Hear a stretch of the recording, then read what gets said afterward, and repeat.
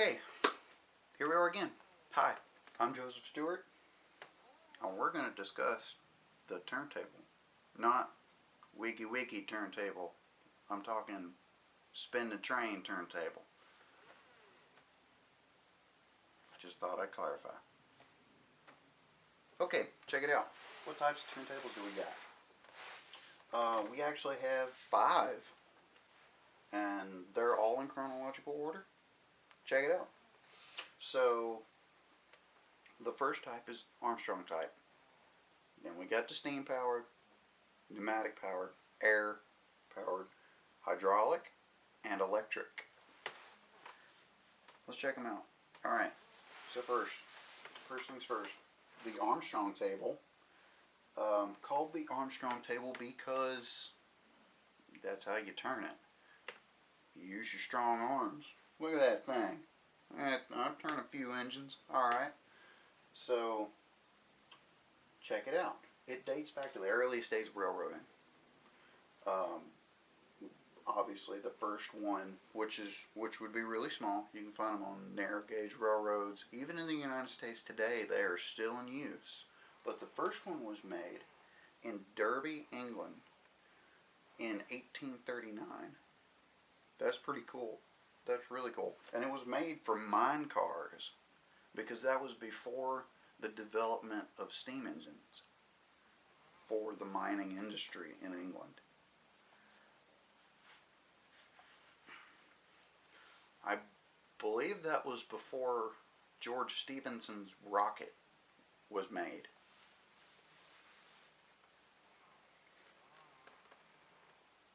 But the only downfall of this is they couldn't build them very long because the longer they are, the heavier the engines got and the harder it was to push. But they can't hold all that much weight because back then materials weren't what they are now. Back then it was all wood and 2 steel rails, and the 2 steel rails even then wasn't much. So we need to move on. Let's try a steam power table. Here's one right here from the Texas State Railroad in Palestine, Texas. So this is has the pride and joy of being called the most versatile type of table. We call them tables, but rail fans call them turntables. So most versatile. You can put them just about anywhere. Anywhere you want to take your train, you can. But as long as it's a steam train, and even some diesels have steam generators too. That's why they had steam generators, so they could still turn the locomotives. Now if you're going to turn a train, you need to turn it on a Y and not a table. They don't make a table that long. When I say they, I mean the builders. And the builders normally, for all, no matter the type, was the railroad itself. They made them. The foundries would bring in the 2 frame rails. The pivotal point would be poured by another company or by the railroad itself. Most steam-powered engines came directly from the side of an engine. The engines would have, for that particular railroad, if they used that style turntable, would have a coupling installed on the outside. It would look like a small downpipe. They came down about that far from the catwalk. Catwalk is this little thing right here that goes out down beside the boiler. They call it catwalk. So we'll take a look at that.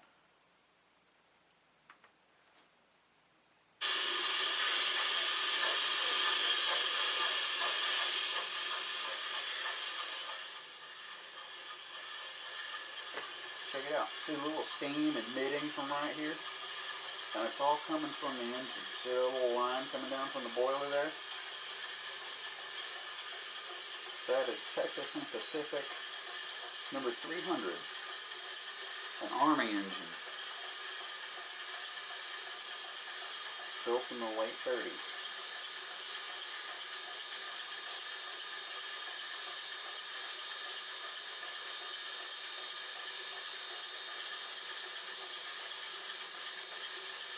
as you can see, you can put them practically anywhere. See the little abutment that's poured with rails coming off of it? See, normally these tables, it would have been contained in a pit. But you'll see that in a minute. You'll see what I'm talking about. And sometimes the greatest downfall of these tables would be they would get stuck. Because you can only do so much of this before you get stuck if you run out of steam. Now with these big, see like this engine right here is something called a dual compound air pump. It's a single made into a double, but what makes it compound is they both look the same, but one side is flipped. So little end and big end versus little end and big end. And all that going up and down creates air, which is our next table. Check this out. This is a close-up of a turntable motor, an air motor.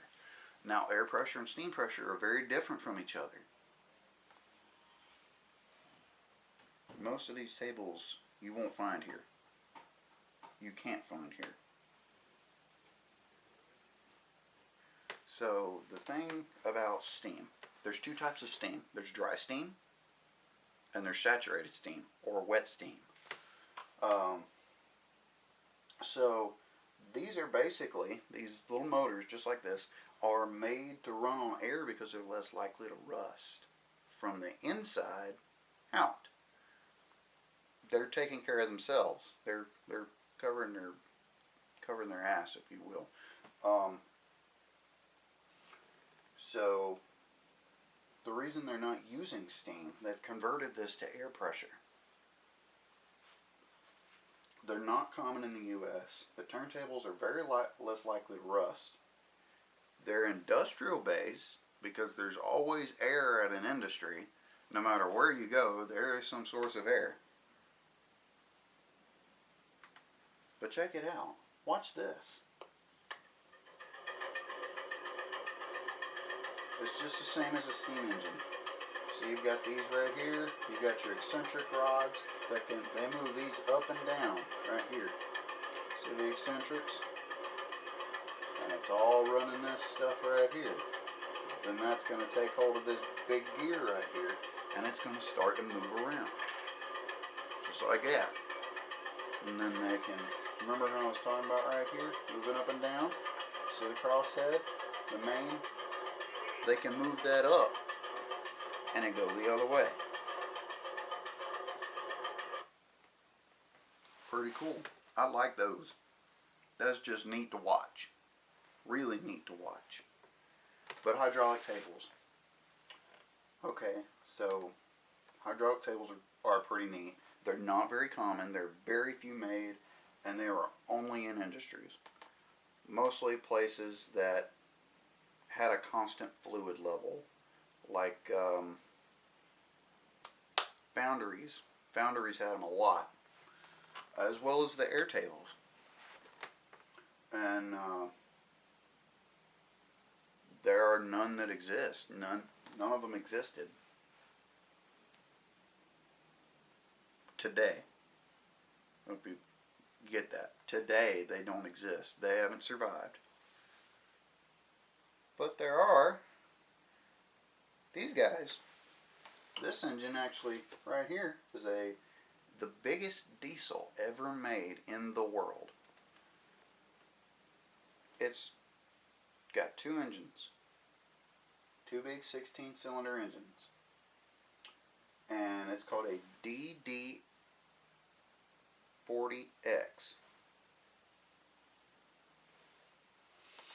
Made for Union Pacific by Alco. That's pretty cool. Made by Alco. And this engine actually was just donated to a museum by the Heritage Department in Cheyenne. This is number 6936 on their 135-foot table that they use to turn the Challenger engines, big boy engines, Um, yeah, it was pretty cool. Many have survived. You can find them all over the place, and some are still in operation with the Class 1 railroads. You can find them all over. Not down in the south, but you can find them up north. Roanoke has one for Norfolk Southern. Um, there's a place, Thurman, West Virginia used to have one on the New River, C&O, now CSX. Obviously, this one is in Cheyenne, Wyoming. Bailey Yard, the biggest yard in the United States, in North Flat, has one.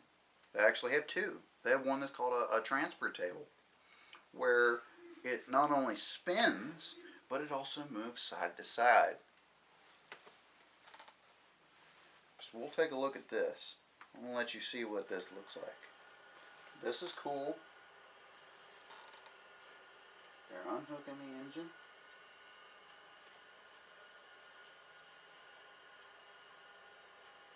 Fun fact about this diesel, VD40X has two 16-cylinder engines, and they both make together a combined 8,500 horsepower. This is the world's largest diesel. So large, in fact, that it needed 8 axles to roll down the track.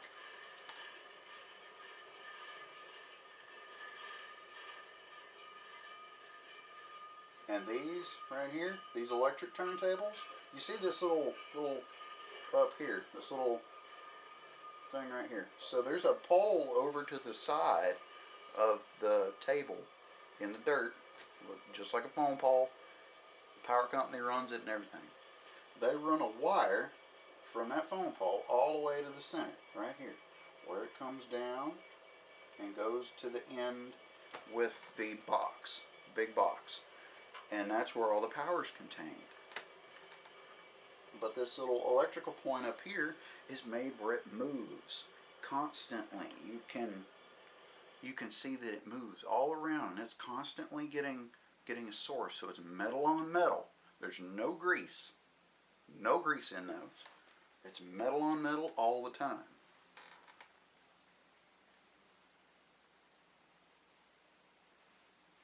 So that's pretty much that table. This is pretty cool. You can find them all over. You can even ride tables at museums. Like, for instance, you can go to the North Carolina Transportation Museum in Spencer and ride their 100-foot turntable, just like their engines do when they take them out and put them in every night and every morning.